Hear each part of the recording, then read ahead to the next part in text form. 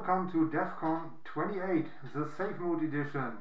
You're watching a video or a talk by Hack the Sea Village, and it's provided you from OB1666. Yeah, let's talk about swimming IoT, an IT and OT overview. But yeah, it's better without that mask.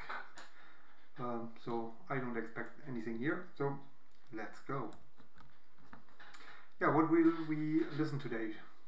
We have a short introduction over me, then we get an overview of IT and OT systems on a yacht.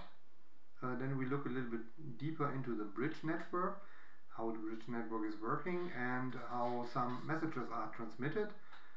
So that's then more the details in the ECDIS Technical 101. So how is an ECDIS network working, and how the messages are transferred, how it is look like, and what will be the outlook for, yeah, let's say the next year until the next Defcon. Hopefully back in Vegas then. Yeah, why hacking yachts? Accidentally I slipped into this topic. So my boss owns one, and I was able to build some devices on the ship, and then I started to look at them, and yeah, so mostly they are owned by privately owned and chartered by or chartered by private people, and or CEOs running their business from yachts while they are traveling. So the best office that you can have is away from everyone else, so it's not crowded anyhow, so you have your safe place, and you can do their business from your office on the water. So it's a nice place to work from. And all the celebrities, they're using also yachts and showing off on the famous places in the world and make their Insta stories and so on. So if you maybe have access to a yacht where a celebrity is on, then you can do maybe some other things with that information. Yeah. So the thing is then, what if we have control over the yacht, the internet access, for example, or all the smart devices, or the IT or the OT network that is on board. So what we will have there, we will see in this presentation. So my name is Gerling. I'm also named OB1666. Older than the internet.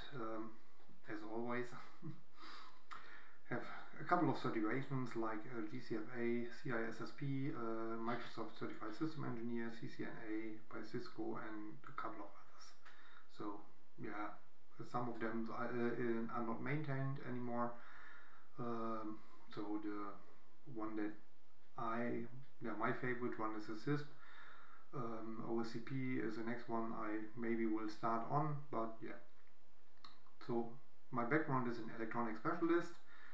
I was working in the German aviation army on navigation systems for helicopters, and also 32 years now volunteer firefighter in my city here in the beautiful Lingen. Yeah, I volunteer also in a couple of groups. So Geraffel is one of the things. It's a group of nerd hackers, yeah, from around Europe, you can say. I'm the Cavalry project I'm also working on. Then we have an AG Kritis, it's an NGO on critical infrastructures, and also for the CCI. Yeah, what kind of networks we have on board?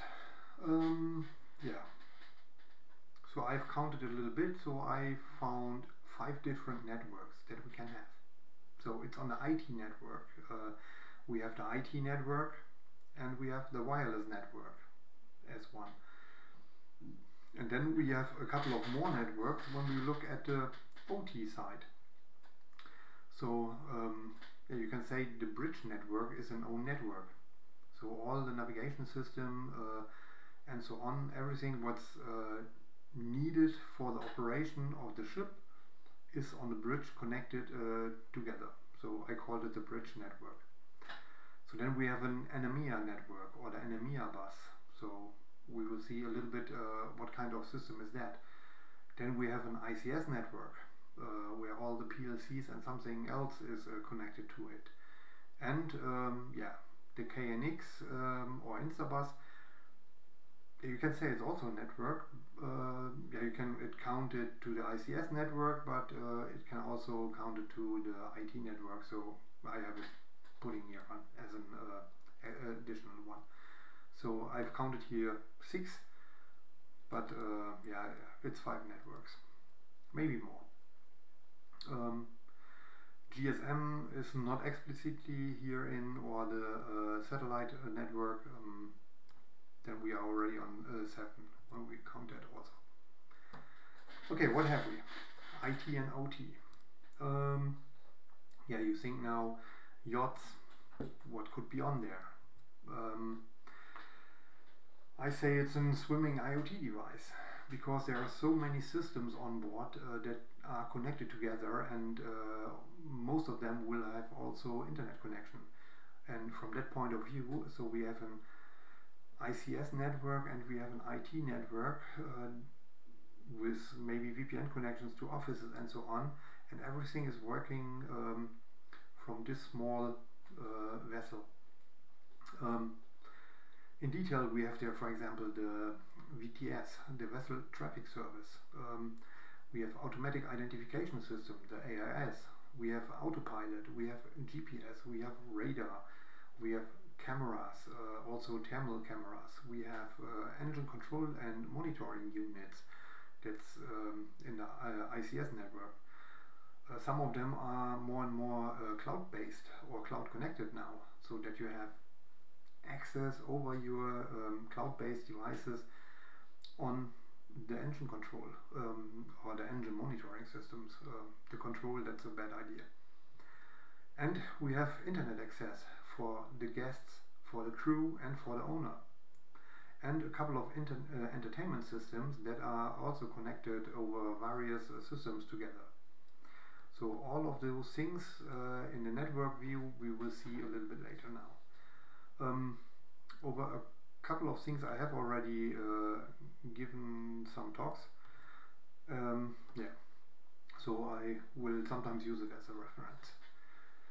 So for the basic overview, we have the NMEA network here. So it's a bus system. In the old days it was a serial bus. It is going from completely through the whole ship, and it's connected with tabs to the devices. So this is an old serial system.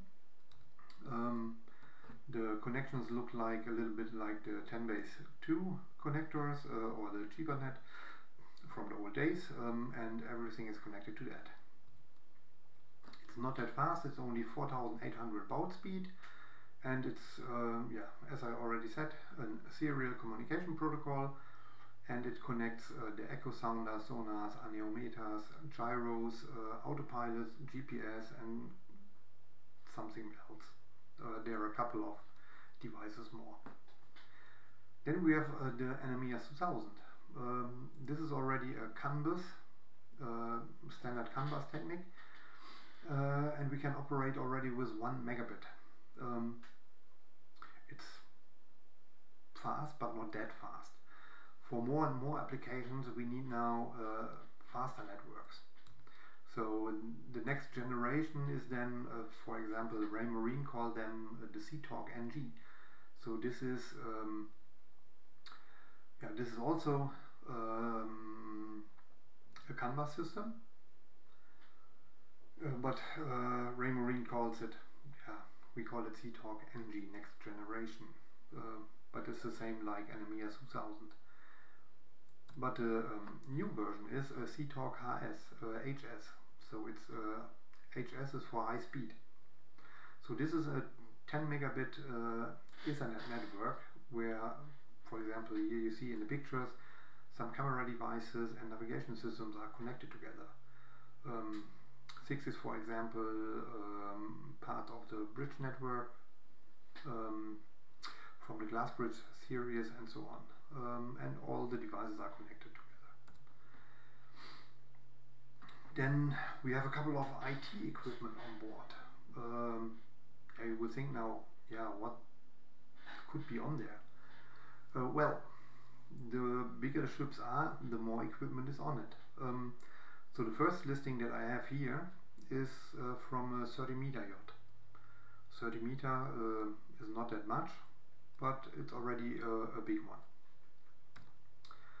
So here we have an half-size rack, completely full with IT equipment.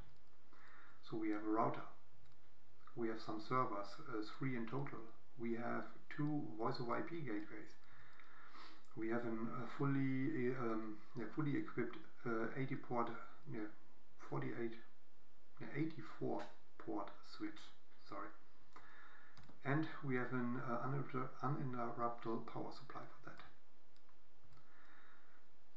In total on that ship we had 10 smart TVs and SAT receivers. We had a Chart PC, 14 voice-over IP telephones, internet router, UPS, and 4 access points for the Wi-Fi. This is from a 48-meter yacht.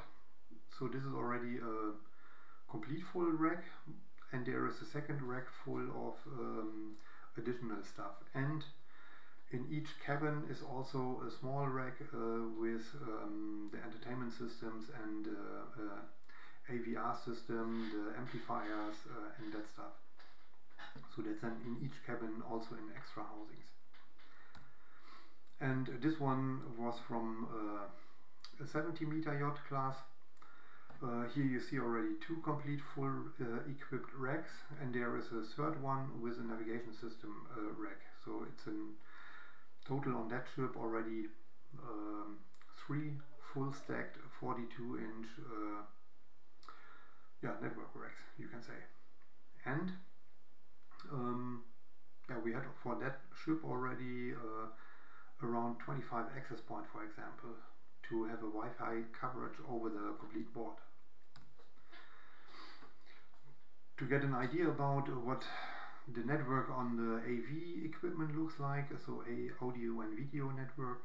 So here you see it's connected to the IP network. There is a Crestron device that's connecting to everything. So the smart TVs are connected on the IP side, and no, they are not connected on the IP side. They are only connected on the video side to the Crestron. The Crestron is the multimedia device that is connected to the IP network. So it's a little bit different. But there's also an Apple TV and such receivers that you will see there. So we have the Blu-rays, Apple TV, and the Crestron system itself. And they have also different connection types. You will see it on the chart with different colors and well documented in this one. We have also additional other things. So most of the equipment you can access with a tablet. So you have a tablet on board where you can connect to the audio and video streaming. You can stream music on your tablet. You can use then the tablet and say in the cabin, okay, now I want to have the audio to the amplifier to listen to the audio system on my room where I'm currently in. Or you go into the gym where you have flat TV screens in the ceiling where you can watch to the news or listen to music or whatever, or have multimedia training system then on there. So you are cycling on your bicycle and you see a video of virtual reality where you are cycling. You have also other things like light control, where you can switch on the lights and on and off. The electric curtains, you can lever them up and down. You have, for example, an engine monitor, rudder monitor, and so on. So everything is accessible, for example, over a tablet. On the OT side, we have a couple of other things. So there, one of the monitoring systems is the engine monitoring and control system, also the propulsion, bow thruster, the KNX system for the light control, the PLCs, the valve controls, and so on. So it's a whole bunch of systems on the OT side that we have connected. Yeah. To get a bigger overview of the OT, I have a couple of pictures of that that you get a feeling about what you will see. So you have all the engines that are connected to, mostly 2 engines that you have on that. Then you have 2 or 3 power generators that are connected. You have a couple of heat sensors, water sensors, sensors for how many fuel is in there, and so on. The HVAC control, water distribution, pumps and valves, and so on. For example, this is only the diagram of an engine control unit. So you have the engines with all the sensors. It's connected to an, in this case it's an Automaskin 400. The last yacht where I was on, there was also an Ausgemasket control unit on it, and the engine is then connected to the engine control unit. There's a special safety unit, the SCU, and everything is connected with different links together, and at the end it's everything connected to the Ethernet network. So there's then the Ethernet switch, and also connections maybe to the Modbus or other bus systems that you will find there, that I have shown here. So this is then the picture of an engine control room where the ETO is sitting. The ETO is the electrical technical officer, and so mostly at yachts 60-70 meters or that, there you have an ETO. Below that the technical officers, they are in charge for that, but on bigger ships you have a dedicated person for that. And then you have the different monitor systems where you can see all the kind of things. So here we have a monitor of the engines, so the port engine and the starboard engine. This is an overview of the ICS network itself. So how it is connected, how many PCs are in the network, how many PLCs systems are there, and so on. So this is, in this case, an overview of how many systems are there and where I will find it.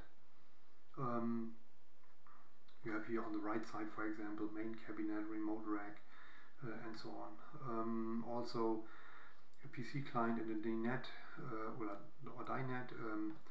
This is in the where the crew is sitting. There is an extra monitor.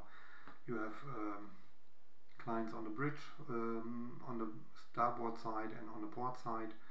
For example, in the captain's cabin there is also a connection, so that the captain, when he is at rest, he has also access to all of those systems.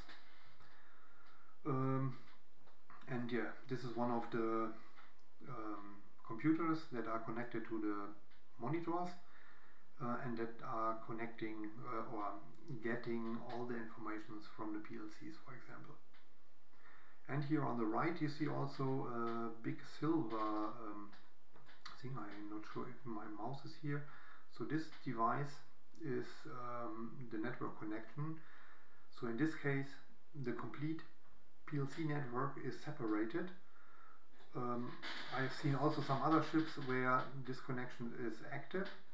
So this owner or this crew has decided, okay, when we don't need it, we pull the plug to the normal network, so nothing is connected on that side. Very good decision.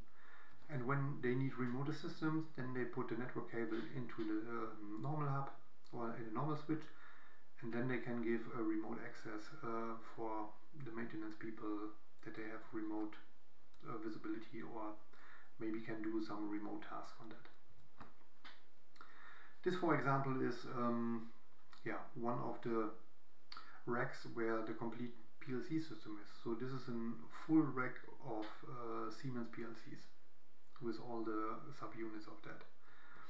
And here you see some kind of fuel tanks and yeah, how many fuel is in which tank, and also you can access all the valves for the fuel tank, that you can pump fuel from one tank to another one to balance the ship with that. So this is an HMI unit, for example. This is in one area where you maybe have to open a door for the garage or for the bus platform or whatever. So there are some HMI units also for that. And this is from another ship. Even here you see the main PLCs, the rudder, the ECR, and so on, and also some other connections where we connect together. So here you see already also a serial connection where the sensors are connected, and also the network layout of that. So this is then a different system, a different ship, with a different view on the things, but in general they are doing more or less the same. Here we have other systems. Here is more or less ABB stuff connected. Here we have also a KNX for the light controls and so on. So this is one of the connection boards where everything is connected together. So this is from the electrical point of view one of the nice things. This is another in the bridge, under the bridge, or behind the bridge, you can say. So the bridge panel is on the right one, the brown thing, and on the left one, the open thing that you see here with the wires, that is from the PLC network. And you see in the middle two network devices that belongs to the bridge network. So that we will have a closer look at later. So this is then yeah, also the connections where another rack is with some yeah, PLC stuff and connecting the informations from the systems. And here we have another connection system. So everything is connected over Ethernet together. Yeah, what kind of attack vectors we have there? So this is a network diagram that I have wrote, painted, and I think I have to adjust it a little bit because there are a few things that are now missing when I look at it. But in general we can say we can attack the systems over the internet. For example, if we have access to the internet router. In my last year talk I've shown how to bypass authentication, for example, on an internet router model with the vulnerabilities there, and also on the satellite systems where I had also access over the satellite modems to the network. Of course, yeah, you can plant malware on the crew PCs or the captain PC or the owner PC or whatever. Then you have access, for example, on that. The personal digital assistant devices of the crew or the owners is also another point where you can plant malware, or where you can start with your attacks. Yeah, and another interesting point is then, once you have access on the internet side, you have to dig for a gateway, for example the NMEA gateway. So the NMEA gateway is often a bidirectional gateway. When you have access to that gateway and can plant NMEA messages on that device, you can interact also with the NMEA messages on that. But yeah, these were points of my previous talk. And on the PLC network itself, you have a couple of other attack things that you can do. Okay, the bridge. We have seen already a couple of OT pictures. Now we look a little bit more on the bridge. So this is a bridge from a 70-meter class. You have yeah, seats for two captains, but only one rudder in the middle of the ship. So 2 people can sitting there and doing their job, and they have access to a couple of systems and monitors that you can see here. I will not go in detail on the systems. There are, you have the OT monitoring devices, you have all the normal things to operate a ship, and you have the navigation things that you need there.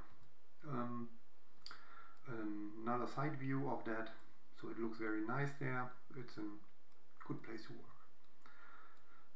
The view from front, from the night, so it looks a little bit like a Star Wars ship. I love that view. This is from a 45-meter yacht.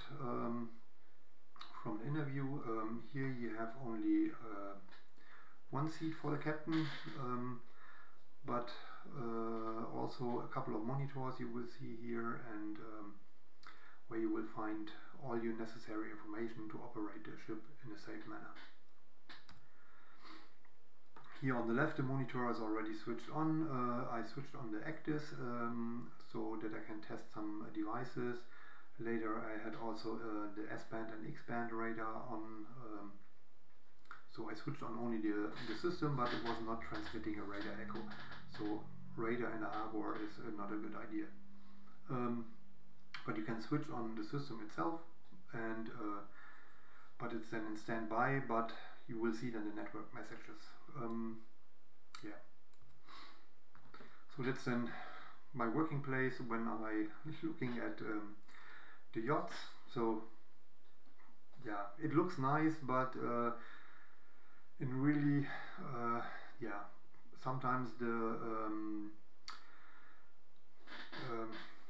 the AV is not on, so you have not that cool temperature there when you have outside above 30 degrees.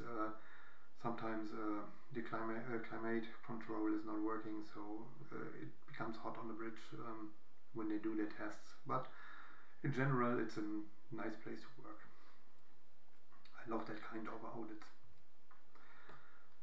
So this is an overview that I found in the ECDIS installation guide, for example, from the Transas and Navisailor MD4000. They have a nice overview about that. You have here 2 screens on the left and the right side, and they are connected together, so you can switch from one ECDIS to another, and all the information you can also switch. It's in the documentation. You can find it, the link I have put in my slides here, so that you can put a look in. It's more than 200 slides presentation for that, but it's very nice to read because that is very detailed. There are also you can say how the datagrams are configured on the network that we will need later for Wireshark modules. So this is then okay, here we had the network diagram in an overview, and here we go a little bit more detailed in the DCU, the battery pack, the UPS, the keyboard, the monitor, and the computer system itself, and what kind of connections you have there. Where it is going. For example, you see here the S-band radar connectors. There's a special board for that. There's another picture of that for the here we have the X-band, and another one is the S-band radar, how it is connected. In reality, it looks a little bit more crowdy like this. You open the cabinets and then it looks like wow, yeah, sometimes a little bit like a mess, but yeah, it is working. So this is from pictures from the I must think it's the 30-meter yacht. Yeah, that's from the 30-meter yacht where I made my first audit there, and got the recordings from that. This is then the PC, that's for the navigation system. So you think that you have a navigation system with the electronic chart system. So in general, it is a Windows computer. Windows computer with Windows software, where you have your digital navigation charts on it, where the navigator is navigating through the sea. That's it. It's connected then with a hub and so on. But when you now think about, okay, let's do an Nmap scan on the bridge network, I say, think twice about it. It's very legacy old stuff that you sometimes have. On the 30-meter yacht where I was on, it was a Transas system.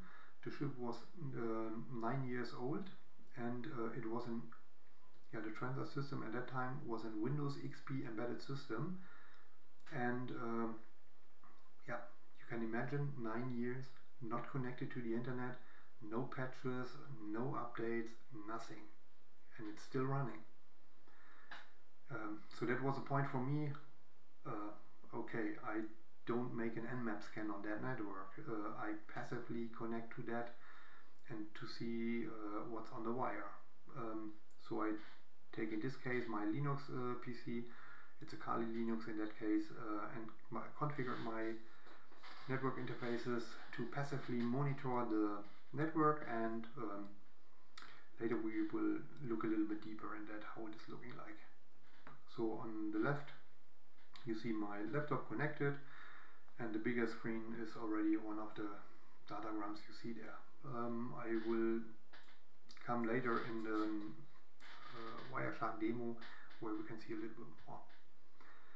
Then we have the ECDIS system itself. So the ECDIS, it's the short abbreviation version of Electronic Chart Display and Information System. In the past we had paper charts for navigation. Also we using a sync stand and a compass and whatever. Compass is still there, GPS is also there, but we need also electronic charts, so it's called ENGs. So the thing is, under the IMO regulations, it is now allowed that you don't need any paper charts anymore. So unless you have two ECDIS devices, independently active devices, ECDIS devices. So two ECDIS devices does not mean that you have two different ECDIS devices. So when you update one, and you update also the other one, the failure could be on both of the same systems. Also, they are connected in the same network. When maybe an attacker is able to attack on the network area, the devices, they will most likely successful on both devices. Yeah, but you need two devices, then you're fulfilling the requirement. That's it. So it's a navigation geographic information system for the nautical navigation of the ship. So you have the position, heading, speed. You have also deep information about the waterways there, and also the waterways itself. And you can have overlays on the ECDIS system from the NADA, from Navtex, from the AIS system, and so on. So it's the ECDIS is the more or less the main navigation system, and you can have as an overlay, as an additional layer on top, all the other systems like the radar or whatever, what you need. This is then a picture of the ECDIS system, how it is look like. This is in the port of Barcelona, for example, where you see then where the one ship is and all the other ships are also. These are here these small things here, they are laying in the docks. Here is a big cruise ship, and here is also another cruise ship, and you have also the waterways, how to travel into the different areas there. And the Transas from the old system from 2011, you see here it's in Windows XP with default credentials, because it's not connected to the internet, and never changed it. So it's a Windows XP system and the login name are as in the documentation of the system. So people install it and it's working like that. So nobody takes care about that. So it's more likely when you have access to the network of it, or accidentally someone connect the network to the other networks, then yeah, it would be not so good idea. You can have also access on the ECDIS to all the NMEA messages. There are special modi where you can look at these informations, but these informations you will also see on the network. Yeah, the NMEA data is like that. So 2 weeks ago I did the last audit on a 45 meter yacht, and I was connecting then also to the network, and then I found nice information. So one of the things what I do mostly is then sniff all the data and then using at first the statistical diagrams, so to get an overview who is talking with who, how many packets are going to that. And then here in this picture you see there is only one public IP address, and it's only 6 packets in that time frame where I was scaling. So in this case it is a Furuno ECDIS system. It's not a Transas, it's a Furuno. So Transas is the major player, Furuno is the second biggest in that area. So it doesn't matter. So technically they're doing all the same. Yeah, this internet connection paid my attention, and then I was looking, so wow, what it is. It's going to yeah, to that address. So I used then a filter to look up, and yeah, it is NTP protocol. So the ECDIS system is connected to the normal network, and then it makes a network time protocol call to an NTP server in the internet. Why? So why it is? Why should the bridge network connect it to the internet? So normally it makes no sense, especially not to get the network time from the internet. It could be accurate, but what is when the network is not available? And we have GPS systems on board. So why don't take the GPS time as the time source? So I then introduced the captain, so hey, just take a network time protocol server. It's a small box. It gets the time information from the GPS system and is then acting as an NTP server, and then you can say the ECDIS, so okay, this is your NTP server, take the time from that. And at this point you don't need an internet connection anymore. Yeah. Satcom is another thing I had in my last talk a couple of vulnerabilities in. So yesterday I looked up some systems there, and there are still a couple of them online. Yeah. Why Satcom? So you have offshore internet access via Satcom, patching mostly not, and still many old versions are online and out there. So technically it's you have a satellite antenna dish on top of the ship with an ICU unit for that, and then under deck you have a computer that's connected over a media exchange protocol system then to the ICU. That's simple. Yeah, it's a little bit more complicated, but yeah, that's how it looks like. You can look on Shodan for a couple of satellite dishes that are vulnerable to things, and yeah, the thing that I found was in Cobham Seatel systems in the MXP web server, and yeah, this is the search string where you use it. So this was 2018. I had then 21 online. So at that time I was thinking, okay, there are a couple of them online, but not that much. But I find out the reason why it is. I will explain later. Yesterday I looked up, there are still 19 online, yeah, not really 19, you have here on port 80, 15 devices that are still accessible. Why not more? Yeah, also Shodan had a live ship tracker, so all the systems that are connected over VZ were available over the ship tracker.shodan.io, but Shodan has decided, I don't know why, but yeah, it's okay, to switch off those systems, so the ship tracker is currently not anymore there. So then I was thinking, okay, why not more SAT devices are in the internet to find? And in my last audit I also found out that depending on the VZ provider that you get, they will using a network address translating, IP masquerading they're using. So you have a private IP address on your modem device that's connecting over the satellite, and yeah, the internet provider over satellite is making then the connection to the internet. So it's hiding all the ships that are using the VZ to the internet.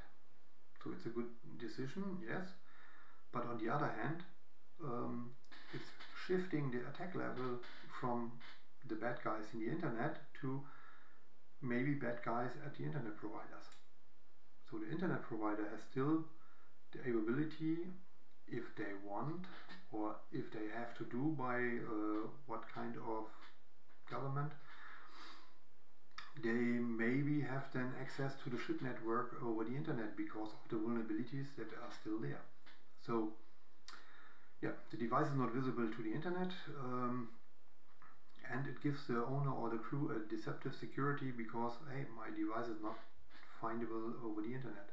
But yeah, they are still there, and the provider could exploit it now, or someone else who is working for the, at the provider level. And most of the devices that you find also using always the same default credentials. So install it and change it.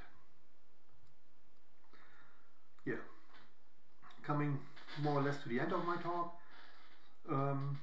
Yeah, I show a little bit more on Wireshark demos now, but all of my tools I will publish on GitHub, also the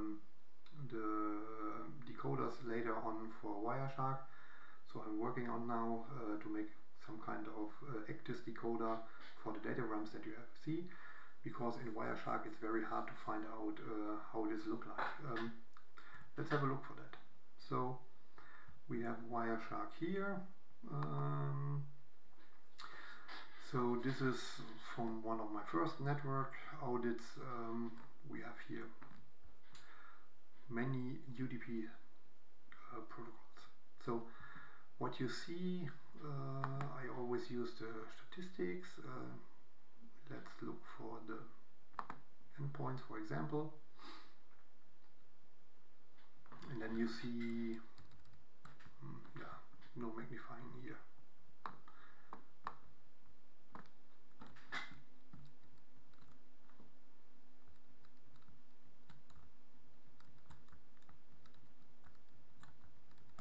No, not working. Yeah, you see then here the connections, but it's okay. So the thing that you see here is that we can make bigger. Most of the informations are UDP. So the ECDIS is working with UDP broadcast. They don't care about and acknowledge if the information is gone. It's more or less a real-time traffic protocol. Yeah, you can say. So each device is broadcasting their information as an UDP broadcast on the network, and the design of the protocol is then in that. So when we look here, for example, for the UDP stream, then you see here a couple of information. Okay, this. Oh, we have to wait. It's I picked one of the biggest.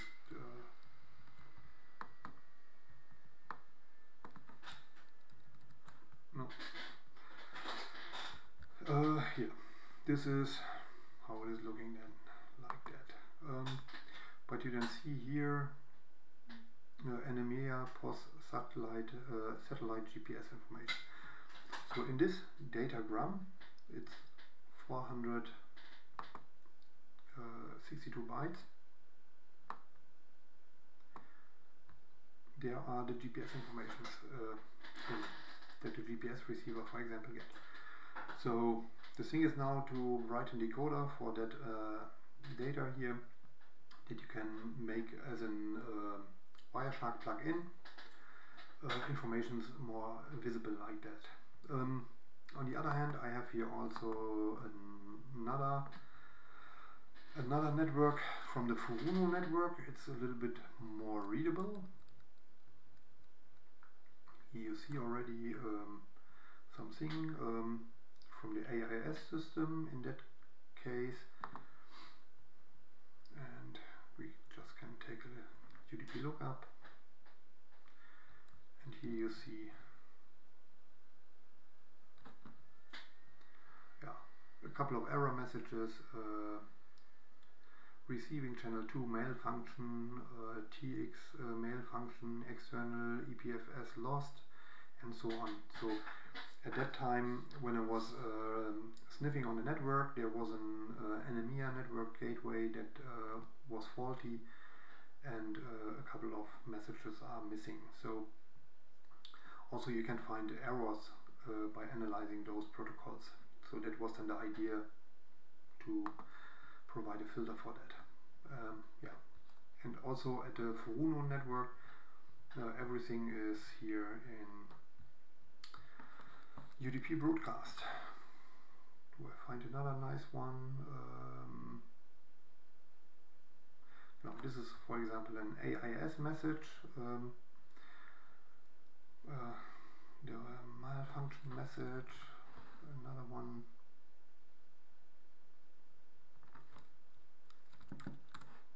Do I have a nice one? Yeah, here we have an GPS information with the coordinates and so on. Yeah. Okay, let's switch back to the presentation.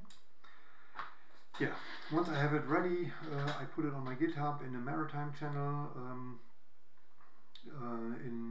I have a couple of other sections there. You find some X-ray pictures from devices, IoT devices that I analyze, and so on. Feel free to look at it, and so on. Yeah, coming to the end, my contact details. I have to say thank you for watching my talk, and have a nice Defcon 28. Stay safe, and when go out, always wear your mask. Goodbye, and thank you.